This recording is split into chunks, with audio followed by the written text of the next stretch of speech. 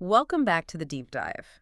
If you are one of the millions of parents navigating global mobility, moving your child across countries for work or for return migration or even just, frequent domestic transfers, you already know what we're talking about. You definitely do. That school search is one of the most consuming, most nerve-wracking parts of the whole process. It is. It really feels like this huge logistical nightmare, and it's all hidden behind a glossy multi-million-dollar prospectus. Absolutely. And for these globally mobile families, and we should probably define that, we're talking about migrant families, frequent movers, corporate transfers, returnees. Oh, There's a common initial comfort zone that almost universally becomes a trap. yeah. And we see it time and time again. Okay, let's unpack that comfort zone. I think I know what it is. It's that simple, really reassuring thought, right?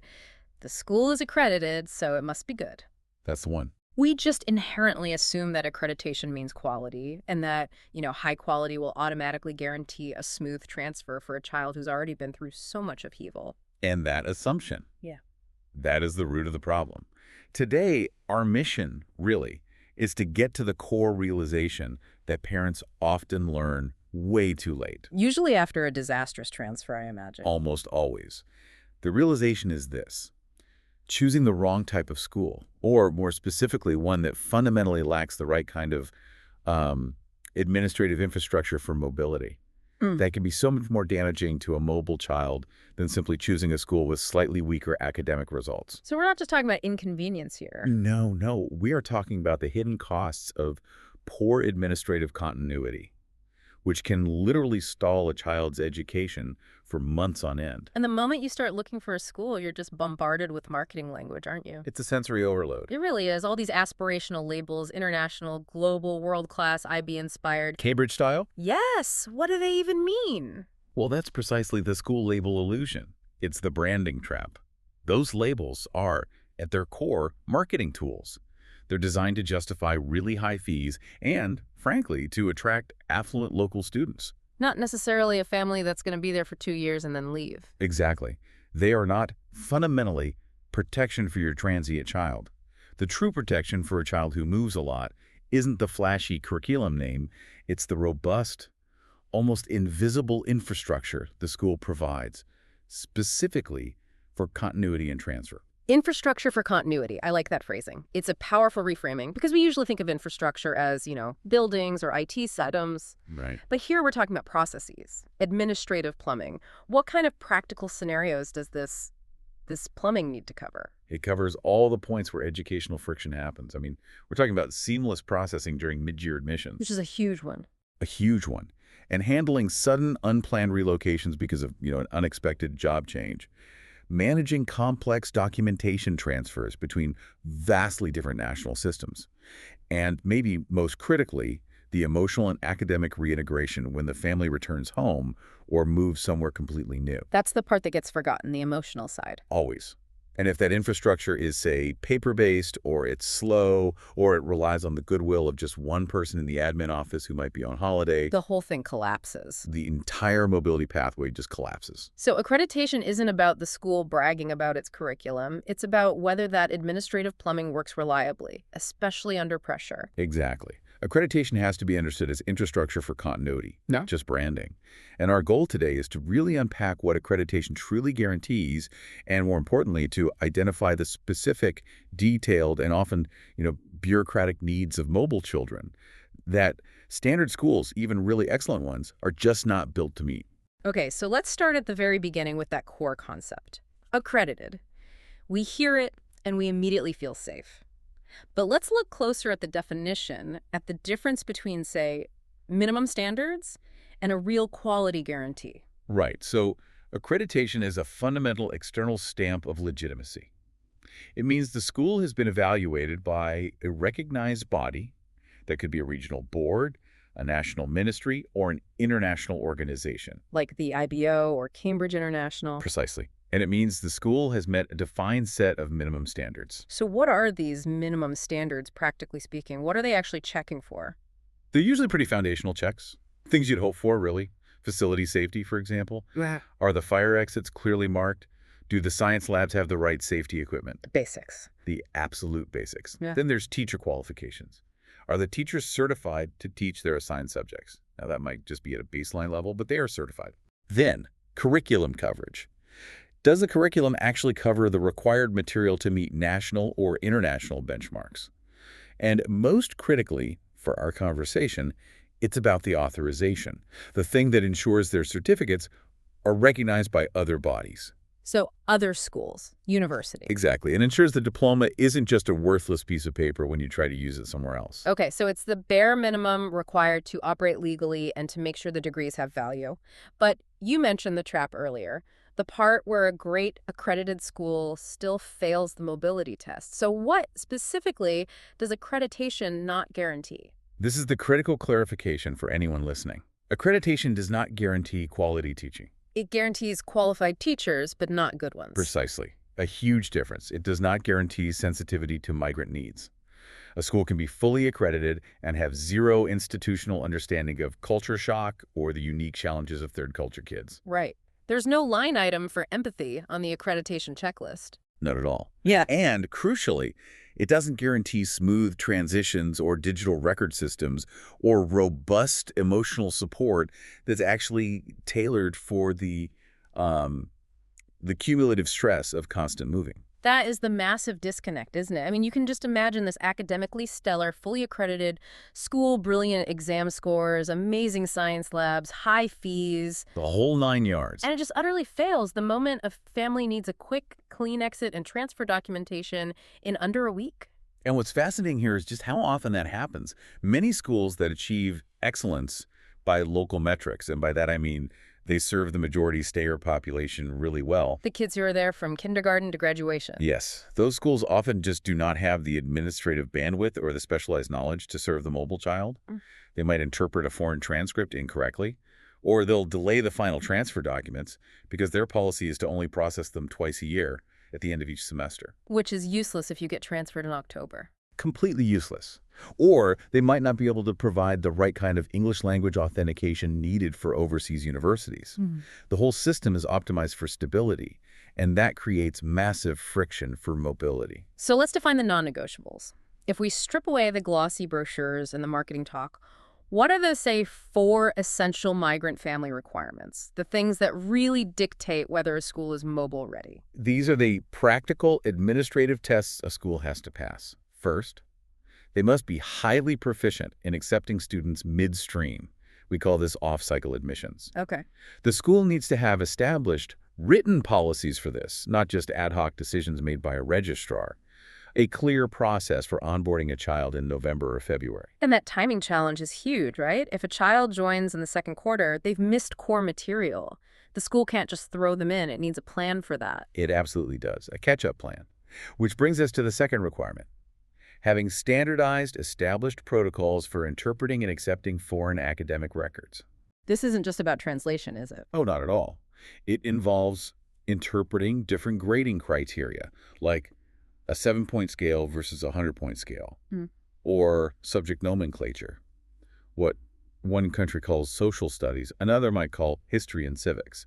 It's about understanding curriculum weightage, often from systems that are completely unfamiliar to the local staff, and doing it without these lengthy bureaucratic delays that keep the child sitting at home.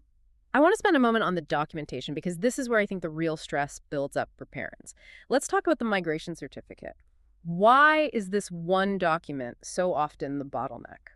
The migration certificate, or a transfer report, that's the third crucial requirement, and it is a point of constant failure in so many schools. This document is the legal release. It's the summary of the child's entire academic and disciplinary standing. So it's everything. Everything. Final grades, attendance records, health status, sometimes a character certificate. It's the key that unlocks the door to the next school. So why the delay? It sounds simple enough to produce a summary report. Because in many non-digitized, non-international systems, issuing that certificate often requires a long signature chain. It has to go from the class teacher to the subject coordinator to the principal, and sometimes even to an external board liaison. Oh, wow. And if just one of those people is on leave, or if the school is just used to processing these things at the end of the academic year in June, it can easily take 4 to 6 weeks. 6 weeks? Easily. And a 4-week delay means a 4-week loss of instructional time in the new location. That creates an academic crisis for the child. So Schools that serve movers must be able to issue this cleanly and accurately in a maximum of 3 to 5 business days, period. That timeline question feels invaluable. Just asking that one thing could tell you so much. And the fourth requirement. The fourth is often the most critical and sadly the least formalized. It's about providing targeted support for emotional and social adaptation. A mobile child, especially what we call a third culture kid, experiences a kind of cumulative grief and loss with every single move. It's not just one big event, it's a series of them. It is. So they need more than just a guidance counselor who sees them once a year for a career talk. They need a system, a dedicated liaison for new families, maybe a peer mentor program, something that recognizes the specific trauma that comes with repeated relocation and the challenge of cultural reintegration. This brings us squarely to what you call the parent blind spot. When I'm checking out schools, I'm focused on the shiny stuff, the metrics, the facilities, the academic results, the list of universities their graduates get into. Why are those metrics so fundamentally misleading for a mobile family? Because they are the metrics designed for stayer families. For families whose trajectory is predictable and local, they tell you nothing about the school's underlying bureaucratic readiness. You have to stress test their infrastructure. Okay, let's detail those questions, the necessary, overlooked questions that really reveal a school's actual readiness for mobile kids. The very first question you have to ask is, how many transfer students, both incoming and outgoing, do you handle per year? A high number signals institutional experience. Muscle memory. So if they say, oh, we had maybe 5 last year. That's a red flag. Yeah. It means they're handling it ad hoc. Each case is a new puzzle for them. But if they say 50 or 100 or more, it means they have refined systems. It means they probably have dedicated staff just for documentation and often digital solutions to make it smooth. That high volume implies it's a machine built for movement, not for static education. Precisely. The second question, as we just discussed, is about that certificate. Yeah. How do you issue migration certificates, and what is the typical guaranteed timeline? And you want a firm answer. A very firm answer.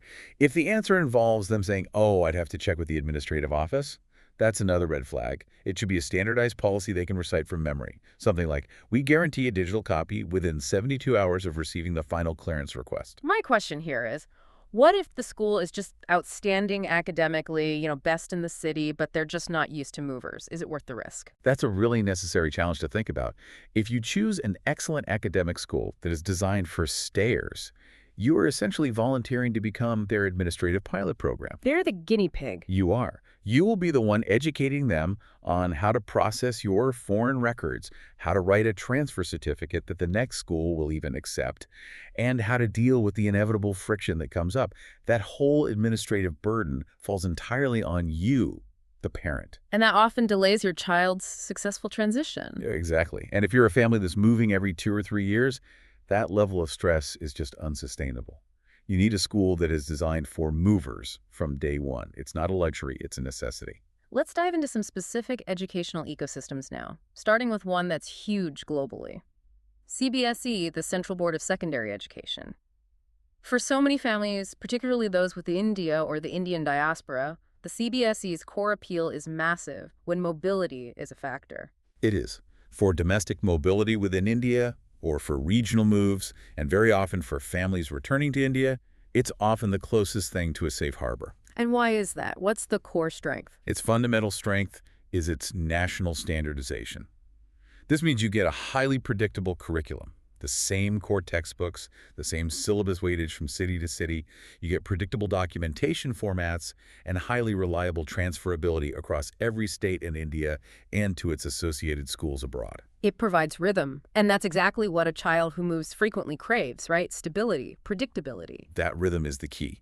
Moving from a CBSE school in Mumbai to one in Chennai means that the administrative language, the academic structure, and the eventual university entrance goals, they all remain perfectly aligned. It minimizes that educational shock. The child isn't starting from scratch every time. Not at all. The child knows the examination structure, they know the marking scheme, and they know the expectations of the board, regardless of which physical school building they happen to be attending. That academic alignment is an incredibly powerful stabilizer during a period of chaos. Within this ecosystem, we've seen the growth of these massive commercial operations, the CBSE chain schools. They run multiple branches, almost like a franchise. How does that structure help with mobility? Well, these chains are, they're masters of efficiency. Their strengths lie in consistent, centralized policies that apply across all their branches. So the rules in one school are the same as the rules in another 1,000 miles away. Exactly. They have deep routine experience handling transfers, especially within their own network. And importantly, they're increasingly adopting fully digitized record systems that are accessible across the entire chain. So if your child moves from branch A in the north to branch B in the south, The transfer can be virtually seamless. The data is already standardized, it's in their system, and it's often instantly available to the new school. The administrative headache is almost zero. but where does the trade-off happen? If they're that efficient, they seem like a perfect fit for any family on the move. They are efficient, but often they can be operationally cold. We sometimes call it the empathy gap. The limitations really stem from prioritizing scale and standardization over individual needs. Okay. So you might see a real lack of flexibility at the local school level because the principal there has to rigidly adhere to central corporate policy. This can result in reduced individual attention and, a notable lack of emotional cushioning for a child who's really struggling with the move. Because the system is designed to process the average student efficiently. Not to cater to a specific traumatized mover, they are built for standardization, which is fantastic for logistics, but not always for pastoral care or human kindness. Now, let's talk about a specific subgroup you mentioned, the Kendria Vigilia style models. For our global listeners, we should probably explain what these are because they sound like the true mobility specialists. They are absolutely essential to understand. The Kendriya Vidyalaya system in India, we can call it the KV system, and you see similar models globally, like certain military or public sector schooling networks. Right, for diplomats' kids or military families. Exactly. These systems were established for one specific purpose: to serve transferable families. We're talking civil servants, military personnel, people in centrally controlled public sector jobs who face frequent mandatory relocations every few years. Their entire organizational DNA is optimized for mobility. So their administrative superpower is literally built into their founding mandate. It's not an afterthought, it's the whole point. Precisely. And the advantages for the mobile learner are tremendous. You have extreme portability. The cost is often nominal because they're centrally funded. And you have these highly predictable systems for document continuity. They must have the migration certificate process down to a science. Oh, absolutely. Yeah. Because their primary customer base moves, they've streamlined it completely. They expect a large churn rate every year, and they have the centralized digital platform to manage it. In many ways, they are the gold standard for logistical continuity within their defined ecosystem. So if they are this efficient, why isn't every mobile family in India using them? What are the limitations? Well, they have very strict entry criteria.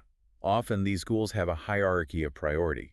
They'll prioritize children based on their parents' specific employment category and the number of transfer points they've accumulated. So it's hard to get in if you're not in that system. Very hard. It means limited seats and highly competitive entry for the general public. Ah. And furthermore, because their mandate is internal standardization for national integration, they might offer potentially less global exposure or curriculum diversity compared to private international options. Their priority is rigorous preparation for national entrance exams, which is a very different goal than, say, preparing for the global IB diploma. Let's shift to the diaspora now.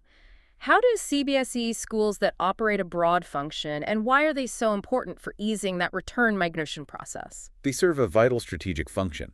By maintaining the CBSE curriculum overseas, in places like the Middle East or Southeast Asia, they allow diaspora families, those living outside India but planning to return, to ensure their child doesn't face a massive academic system shock upon repatriation. They stay in the same river, academically speaking. That's a great way to put it. The child continues to study the exact same content, which makes university applications within India much, much smoother down the line. But the verification steps must be complex when you're dealing with an external board in another country. What are the crucial checks parents absolutely have to make before relying on a CBSE school abroad? Okay, this is critical. First, you must confirm they're an official accredited exam center, not just CDSE affiliated. Many small CBSE-style schools abroad are basically just tuition centers that outsource the final exam administration to another school, and that adds a layer of risk and complexity. Yeah. Second, you must secure a precise written guarantee of the migration certificate timeline for when you plan to return. And third, parents must meticulously check subject availability. This trips people up all the time. If a child studies a specific optional subject overseas, say computer science, that isn't standard in the school they plan to return to, their transcript might be deemed incomplete for certain university pathways in India. That brings us to the core distinction of this whole system, the CBSE reality check. Right. CBSE serves mobile families best when the mobility is regional, India-centric, or focused on ensuring a smooth academic reentry into India. It is the optimal choice when documentation continuity and seamless exam alignment are the absolute #1 priority. So if you need a stable, universally recognized administrative bedrock, CBSE is an excellent choice. It is. But you have to remember this final distinction. CBSE is a system school. It guarantees efficient administrative continuity. But it is not necessarily an experienced school. It may not prioritize the deep emotional, cultural, or highly individualized adaptation needs of a globally mobile child. That is a task that's often left to the parents to handle. Okay, let's move on to a category that I think requires a massive reframing: state and municipal schools. In the context of global mobility, these local schools are, let's be honest, frequently dismissed by upwardly mobile families. Oh, completely. They're seen as last resort options or are often just deemed academically inferior to the private sector. But you're saying that common perception is based on academic aspiration, not strategic necessity. It is. For many globally mobile families who are facing uncertainty, that assumption is a huge misunderstanding. We really need a strategic reevaluation of what these schools provide because they offer something invaluable that no expensive international school can ever match. And what is that unique offering? When do state schools actually work best for a moving family? They work best when the migration is intended to be short-term, say a 1 or 2 year corporate posting, or during a period of familial or professional uncertainty where financial caution is really paramount. When you don't want to commit to $30,000 a year in tuition. Exactly. But most importantly, they are essential when the family has a high priority on deep local integration. If learning the national language or truly understanding the local culture is non-negotiable for the family's long-term success in that country, the local municipal school forces that immersion in a way nothing else can. So they're not just academic institutions in that case. They're more like deep dive community integration centers. That's the perfect way to frame it. They provide immediate community belonging and cultural grounding. The child is integrated into the local social fabric very rapidly through things like mandatory civic lessons, local history, and crucially language acquisition through forced interaction with peers who probably don't speak English. And that also offers stability during family upheaval, right? A huge amount of stability. If the parent is, say, establishing a new business or navigating a really complex visa process, the local school provides a predictable, geographically stable, low-stress academic anchor point for the child. But we have to be realistic about the trade-off here. They might provide stability, but they are very rarely designed for the global bureaucratic requirements of a mobile family. They're not designed for it at all. They're designed entirely for their local student body, for the stayers. So they almost universally lack that global infrastructure we've been talking about. And what specifically is missing that the migrant parent is going to need? 3 major things. First, specialized counseling services for transient students are completely non-existent. A child struggling with cultural loss or the grief of moving will likely have no dedicated resource to turn to. Okay. Second, their international documentation support is poor, or in many cases completely absent. They have no experience translating their local transcript into an accepted international format or getting it authenticated for a foreign university. They wouldn't even know where to start. And the third thing. They have zero familiarity with international equivalent standards. They're designed to interact solely with the local university system, which makes any kind of outward mobility incredibly difficult down the road. So if I use a state school strategically for local integration and cost control, the crucial takeaway for the listener is that I, as the parent, must be ready to compensate for these missing services externally. That is the strategic pivot. You've hit it. If you choose a local state school for stability, you have to view that administrative function as being outsourced to yourself or to third-party professionals you hire. Let's detail that compensation. What does external compensation actually look like for a family using a state school? It's multi-layered. First, for documentation, you're going to need external accredited translation services to certify the local transcripts into English or another language. And often you'll need an educational consultant to write a supporting narrative explaining the grading system and the curriculum to the next school or a university admissions office. That sounds like it could be a significant cost. Does it end up negating the savings from the often free municipal school? Not always. While a private educational counselor might cost a few $1,000s, the yearly tuition savings over an expensive international school are often tens of thousands. So it's calculation of where you spend your money Yeah. on the upfront tuition or on targeted administrative outsourcing when you need it. And what about the potential academic gap? If the local curriculum is weaker in specific areas that are needed for, say, global university entry, how do parents compensate for that? They compensate with high-level, subject-specific tutoring. For example, if the local math curriculum is less advanced than the IB curriculum the child will eventually transition back into, the parent hires an external tutor to cover advanced calculus or specific science concepts on the side. This kind of targeted intervention is often more effective and less stressful than forcing a child into an entire international system they might not be ready for. I see the strategic use case now. These schools aren't meant to be academic endpoints for a global family. They're transition buffers or emotional stabilizers. Yes, that's exactly it. They protect the child during the most chaotic family periods, a job hunt, visa uncertainty, deep culture shock, by minimizing external change and providing deep local roots. Hmm. Used wisely, a state school can be the most protective, if temporary, choice during a highly stressful move, because it separates the need for academic intensity from the child's desperate need for emotional stability.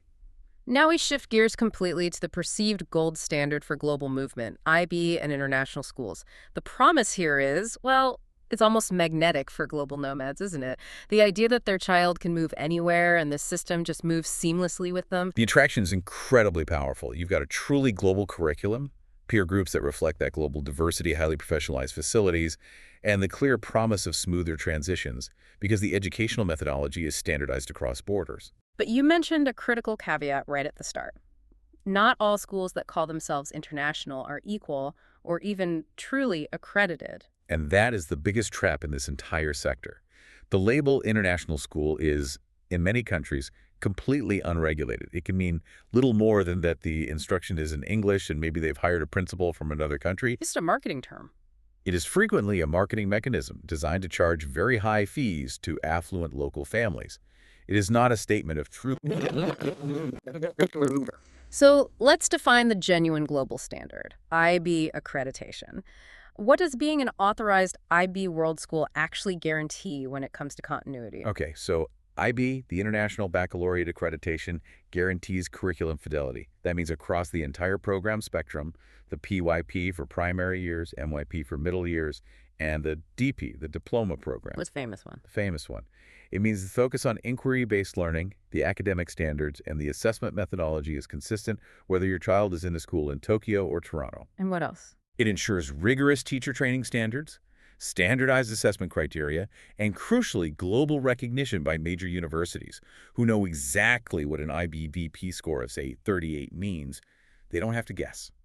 So the IB system is definitely built to support educational continuity across geographical boundaries. Absolutely. On the academic and credentialing side, it's unmatched. But, and this is a major clarification, it supports continuity, but it does not guarantee comfort or ease of entry. And that's the frequent misunderstanding that trips parents up. This is where it gets really interesting, I think, and where the most significant stress happens for families. The hidden eligibility filters. A parent assumes, I have the fees, the school has the accreditation, so my child can just walk in. But there are often these specific high-entry standards that can cause grade repetition and just massive anxiety. This is the shockwave. It hits families transferring from more traditional rote learning systems, which, frankly, accounts for a massive portion of globally mobile students. The IB system is not just content-based. It's fundamentally pedagogical. It's about how you learn. Let's break down those filters, starting with the requirement for prior inquiry exposure. What is that? Inquiry exposure means the student has to be comfortable with research, with critical thinking, with open-ended questions, and with student-led learning. If a child comes from a system where the teacher is the sole source of knowledge and the method is memorization. The sage on the stage model. Exactly. That child will struggle immediately in an IB classroom where they're expected to formulate their own research questions, design their own projects, and evaluate primary sources. The system expects them to already know how to learn, not just what to know. That transition from being told what to learn to deciding how to learn, that sounds like a profound cultural shift, not just an academic one. It is. The second filter is academic writing ability. IB is fiercely protective of academic honesty. Students have to demonstrate proficiency in structured essay writing, proper citation methods like MLA or APA, and the synthesis of source materials. A child moving from a system with lax or non-existent plagiarism standards can be immediately flagged and put through a very stressful disciplinary process simply because they don't understand the complex rules of academic integrity that are required for things like the extended essay or theory of knowledge papers. And the third major filter, that involves language readiness. And here we have to differentiate between conversational fluency and academic fluency. A child might have been speaking English socially for years, but the IB demands what we call cognitive academic language proficiency, or CALP. Okay. That's the high-level vocabulary and abstract comprehension you need to write a 4,000-word research paper on philosophy or advanced physics in English. Late entry without the CALP results in immediate struggle. So if a child enters late, say, they're transitioning into the MYP at 14 or the DP at 16 without these specific skills, what are the direct consequences? The consequences are systematic and can be emotionally crushing. The school, in order to protect the integrity of its IB diploma program, will enforce subject downgrades. What does that look like? It means forcing the child into language acquisition instead of the higher-level language and literature. Or worse, they might require grade repetition.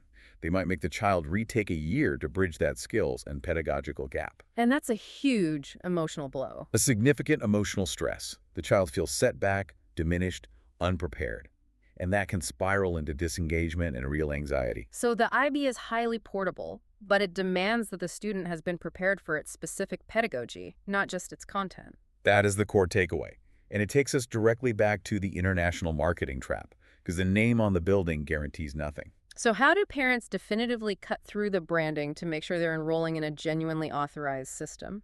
You have to verify. You verify specific authorizations directly with the school, and then ideally, you cross-reference that information on the IBO's public website. You have to ask for their official program authorization letter for the specific program you need, PYP, MYP, or DP. Don't just take their word for it. Never. You have to confirm their current exam center status. Are they actually authorized to administer the final assessments? And ask them for details about their transfer history. If a school uses a term like IB-inspired or Cambridge style, it means they're trying to get the prestige without submitting to the rigorous accreditation requirements that actually guarantee continuity. It's a huge warning sign. That's vital. Okay, finally, let's wrap up this section with the IB reality check. When does this system truly serve mobile families best, and when is it a mistake? IB serves mobile families best when the mobility is consistently international, meaning they're moving between global centers like London, Singapore, New York, and when long-term global pathways, like university applications worldwide, are already planned. It's excellent for students who are already high-achieving, adaptable, and who have been raised in a system that encourages inquiry and independence. The final distinction for the AB system, then? IB is a mobility enabler. If you are already established on that global pathway and you're prepared for its demands, it keeps the path smooth and predictable. But it is absolutely not a rescue system for a child who is entering in crisis, struggling to adapt academically, or coming from a fundamentally different and traditional educational model. Using it as a rescue system often just makes the crisis worse. Hashtag tag outro. So what does this all mean? We've covered everything from hyperlocal state schools that provide cultural immersion to these centralized CBSE systems guaranteeing administrative continuity and the globally recognized IB path. The core realization, I think, is that you have to shift your focus entirely, away from judging a school's reputation and towards assessing its administrative and emotional capacity to meet your specific family's need for mobility. The evaluation has to turn inward first. Before choosing, parents need to stop asking only academic questions and start asking these systemic, friction-focused questions. Let's review that critical decision framework. What are the 5 non-negotiable questions we have to nail down before we even think about signing those papers? Okay, first, how often will my family move and where? Is it short-term and local or long-term and global? This one question defines whether you need extreme administrative portability, like IB or CBSE, or that hyperlocal stability and immersion you get from a state school. Second, which documents must consistently follow my child? and for what purpose. If it's complex university entrance documentation for global applications, your school choice has to reflect that need for high-standard administrative output. If it's just proof of attendance, your options are much wider. And the third and fourth questions focus directly on those friction points we detailed earlier. Exactly.